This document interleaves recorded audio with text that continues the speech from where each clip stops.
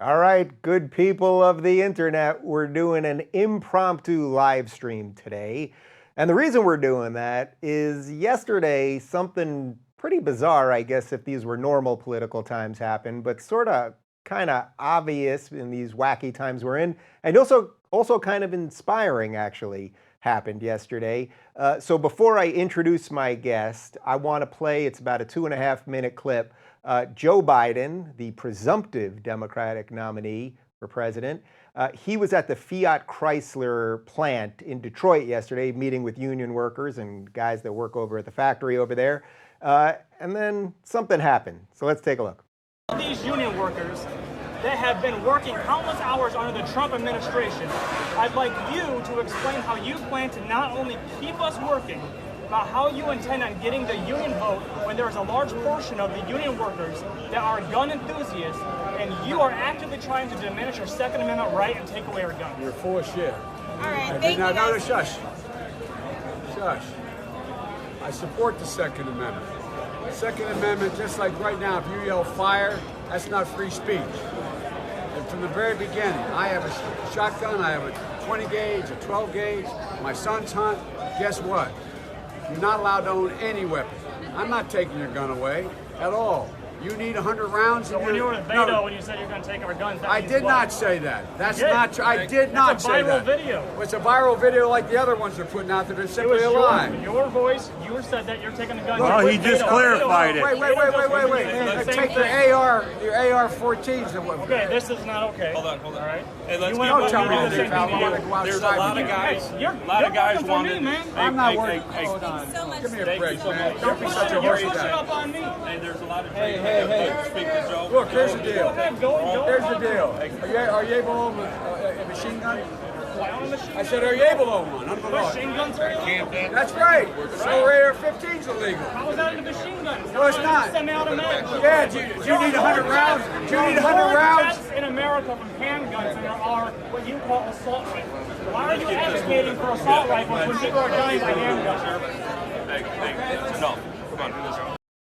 All right, guys. So the brave guy that is talking to Joe Biden right there and speaking to him quite respectfully, actually, and bringing up completely legitimate points and actually quoting Joe Biden is a guy by the name of Jerry Wayne. And I've got Jerry Wayne on the Skype right now. Jerry, are you there? Yeah, how you doing? I'm doing all right, man. First off, you're killing it in the beer game right now. The beard is Appreciate it. Thank you unbelievable. very much. Appreciate it. All right, man. So tell me just how this whole thing transpired before we even get into the specifics of what was said. When did you find out that Biden was coming? When did you decide that you wanted to ask him something? Was it all just kind of chaos? Just lay out the beginnings of all this. Well, we start work at 7 a.m. and they announced that he was going to be stopping in a couple hours. We all went to work, and I kept having things go off in my head of questions. Like, I didn't think it was going to be a questionnaire, but I didn't want to show up and not be prepared. And once he did show up and started going around shaking hands and stuff like that, he made his way to me, and I saw my opportunity to ask him a question, and then everything that you saw transpired. Were you kind of shocked that he was so initially aggravated with you or combative?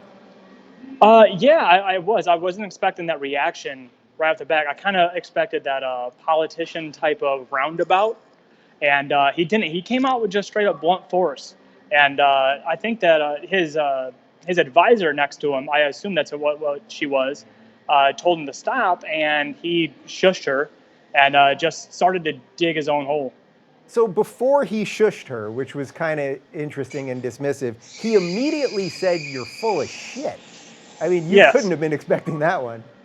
I wasn't at all, but I do construction, and so I hear that all the time. So I can't say it was like a complete and utter shock, because to be honest with you, I'm an American citizen, and I don't see politicians as if they're above me. I don't think a lot of people see it that way, but I'm not one of them. They work for us, and I think a lot of people need to realize that. Yeah, when you said that to him towards the end there, "You work for me, man," and he completely dismissed that too. Like, is that just why everybody hates politicians right now? I think people don't like politicians because they feel as if that we work for them. I think that's the way America's looking at things now, and that needs to change. Yeah. Did you happen to notice, this is a little technical, but the fire in a crowded theater line that he said, it's actually technically not true. You can yell fire in a crowded theater. A lot of people are confused by this. I've been confused over the Yes. years. You can't do it with the intent to basically start a riot or instigate Yes. Yes, you can. I just for all the children out there, it's okay to yell fire if there's an actual fire as well. people. Yes, if there's an actual fire, you got to do it. So Yes, as absolutely. all this is happening, how nervous or not nervous were you? I mean, this guy wants to be the most powerful man in the world, and you were right up in his face. He does. He wants to be the most powerful man in the world, and maybe that might not be his intention. Maybe he does, in his own mind, want to do some good for the world, which is great. Sure. But I think every politician needs to be reminded that America is the strength, not the individual. I kind of sense from the few minutes that we spoke earlier this morning when I had to verify it was you after you emailed me, and I was like, all right, Yeah. well, I can't just put this guy on. I got to make sure it's the same guy. Yeah. I sense you've kind of been ready to get your voice out there. Like you don't seem nervous now. You seem like a clear thinker. I saw you this morning on Fox and Friends. You mentioned Jordan Peterson. Yeah. I'm quite a big Jordan Peterson fan. I know not everybody may be, but I am. I think that he's an intellectual, and I think he's one of the greatest minds of our generation. Well, this generation, not mine. But he's a very smart man, and intellectual, and he knows how to put thoughts and theories together in a very nice way. So after the whole go thing goes down, you guys have your little brouhaha. Did you immediately go, oh shit, this thing's gonna go viral, or you must have seen all the No, cameras I there and didn't. the rest of it? I did. Well, I mean, like, I kind of had a hunch that something would happen, because it's media and things are blown up. But then as well, I thought like it was just a confrontation. I'm just a guy. I didn't think that this would be blown into such big proportion. I mean, it's on the cover pages everywhere and stuff, and I had no idea this was transpiring while I was going through work. I had some inklings of things like, hey man, like something's going big, but I didn't have a service at work or anything like that. And when I get out of work, by God, it definitely went to the ceiling for sure. What were your guys saying to you after? Were people impressed by what you did? Were people pissed? Did they think you were being disrespectful? I definitely had a mixture for sure. I don't think everybody. Some people knew I was going to try to ask a question, and they tried talking me out of it. But I'm an individual. I'm an individual thinker. I'm an individual mind. I'm going to do what I think is right. And I wanted to. He came there because he's a Democrat, and there's a lot of unions there, and usually the union goes Democratic. And by the way, in no way, shape, or form am I representative for any union whatsoever. I'm an individual thinker, and I think that he wanted to show there on election day, and he wanted to wave to everybody, show, hey, look, I showed face, go vote for me and get out of there. But I don't think he was ready for an intellectual question. When he said take it outside, I mean, what were you thinking? Well, that wouldn't be the first time somebody said that to me. But you know what? He said it, and the thing is that I think that's something small he was trying to get me to grab onto, to make me look like I'm the bad guy. And that's not why I was there. I was there to make a point to the president. He don't know what he's talking about. Not just president, excuse me, the presidential candidate. Yep. That he doesn't know what he's talking about when it comes to firearms. And I think I proved that point. Yeah. So when he even said to you that, no, I never said that, now you were referring to when he said to Beto, oh, you're going to handle guns for me. We all saw the video. You said to him, no, it's not edited video, it's your own words. And he just basically flat out says, no, I didn't say it. I mean, it's almost like truth just doesn't bust through to these people. No, not well. I'm not saying I'm siding for what these people or that people or anything like that. The way I look at it is, I had a conversation with a different individual. He just so happens to be trying to run for the president of the United States, and he's my peer. He is not my superior. And I spoke to him on an individual level, eye to eye, and I wanted to call him out on something. But the thing is that wasn't the only question I asked. Mm-hmm. I was actually worried about how he was going to contribute to our work. We're working very well right now. We have countless hours that we're obtaining, and we're doing very well for ourselves. And he wants to come in there, and he wants to make it to where unions are better. I want unions to be better as well, but what is he going to do? I want to know, what is he going to change that makes our lives better? And he failed to answer that as well. Yeah. Can you tell me a little bit more about just what you specifically do? I'm a millwright by trade. It's a rotating equipment. We just work on pretty much all types of machinery and things of that nature. Yeah. Where do you fall politically? It's sort of irrelevant to all of this, but I think it's sort of interesting, just generally speaking. I know there's like a lot of different parties right now. I don't think I fall under any one individually. I'm a lover, and I think that there needs to be a new political party, and it's that thin line. I think that we need to come together, and I'm not going to go left. I'm not going to go right. I'm American. That's my party. Oh, I love that, man. You're speaking my language. So Thank you. has anyone else reached out to you? I mean, I know you're on Fox and Friends this morning. I think you're going to be on Hannity this evening. I was supposed to be on tonight too. By coincidence, they just booted me for coronavirus, but I hope you're going to still be on there. But I'm wondering. Man, they're not putting me on above you. They booted me too. No, all right. Well, I'm in good company. I don't know about you. Yeah. But I'm curious because if you look at the way this is tracking on Twitter, it seemed like it was all sort of conservatives or people on the right that were making a big deal about this. And I saw basically some people on the left and mainstream people kind of defending Biden as if you were, being rude or something like that. But I'm wondering in terms of the media that's reaching out to you, because this obviously broke through to the mainstream. Is it only Fox and me? I mean, has CNN reached out to you? Has MSNBC and anyone mainstream? Yeah, I've had some people reach out to me, but I tell you what, I've had so many inquiries. It's very hard to keep up with everything. I hope I can use your platform to say this. Some people I try to get back, and there's a lot going on right now. I'm not used to this limelight, and I'm trying to do whatever I can to move the country forward. That's not my responsibility from what I see, but it seems that a lot of people are wanting me to be a voice, and I want to be a voice for the American people if they want me to do it. Yeah, I love that answer, man. And I know you told me before that you watched the show, and it's like, I've sat across from a lot of people who didn't necessarily want to get into the fight, but suddenly the fight kind of came to them, from James Damore and Brett Weinstein and Lindsay Shepard and a whole slew of people. And I just get the vibe from you, like you're ready to get in. I'm ready to do what the American people want to. I'm just here to say what the American people want to say. And I think that I don't speak for either side, but I do believe that both sides want a middle ground. I believe that that's what the American needs more than anything. And I'm a gun guy. I am. And I think that gun safety starts at home. And I think that we shouldn't be looking away from this and trying to let me give an example. I train dogs on the set.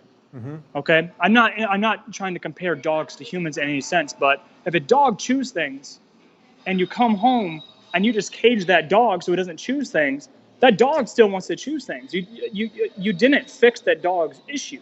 You just put a Band-Aid on it. And by going with humans, if you end up taking the guns, you didn't fix the issue, the underlying problem of committing murder.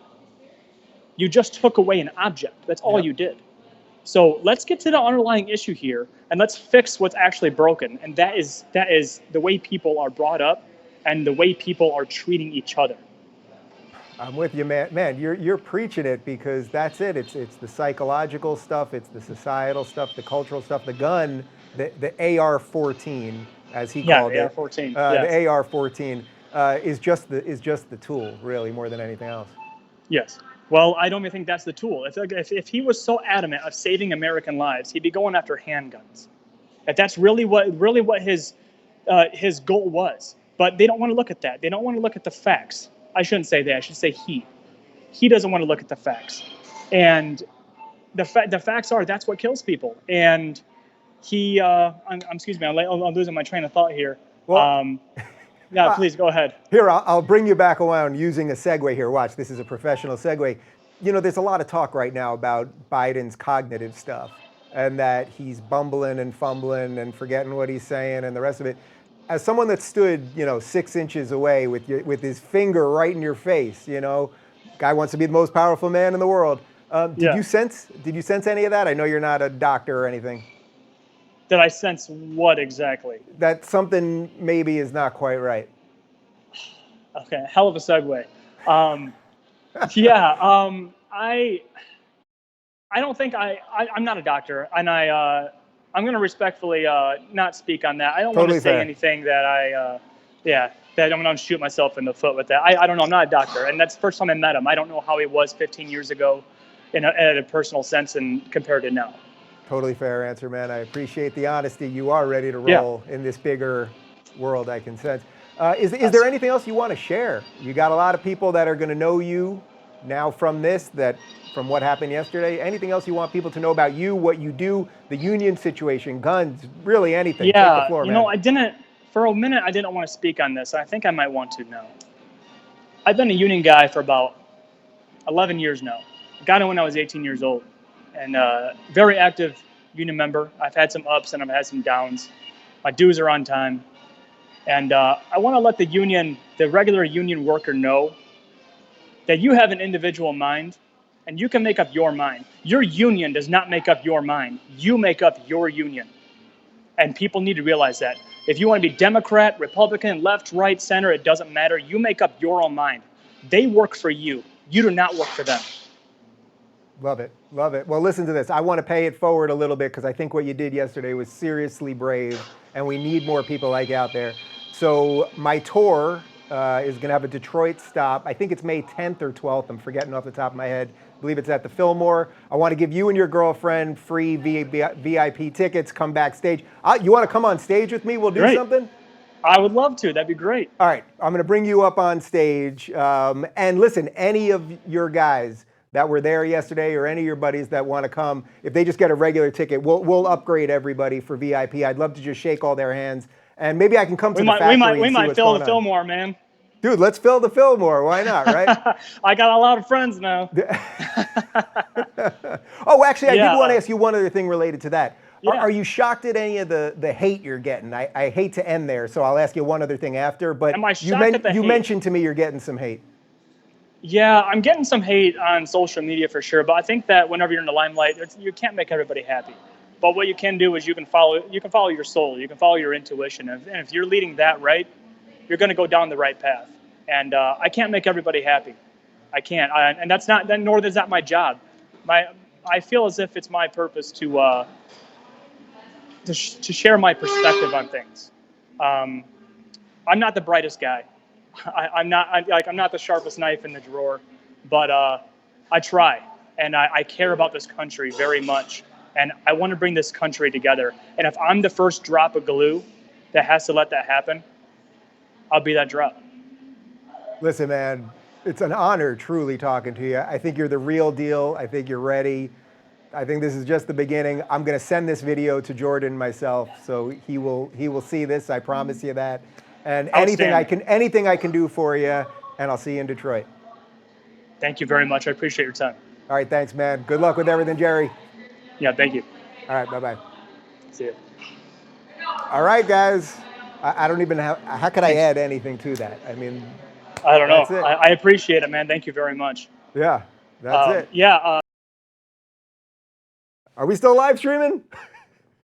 We're still live streaming. There's truly nothing I can add to that. That was just real deal, a human who just kind of stepped into something and seems to be ready to keep going. So I have nothing to add to it. His name's Jerry Wayne. It was at the Fiat Chrysler facility in Detroit. Sorry if I'm speaking a little slow. I'm getting a little feedback on my earpiece here. We're going to work on that.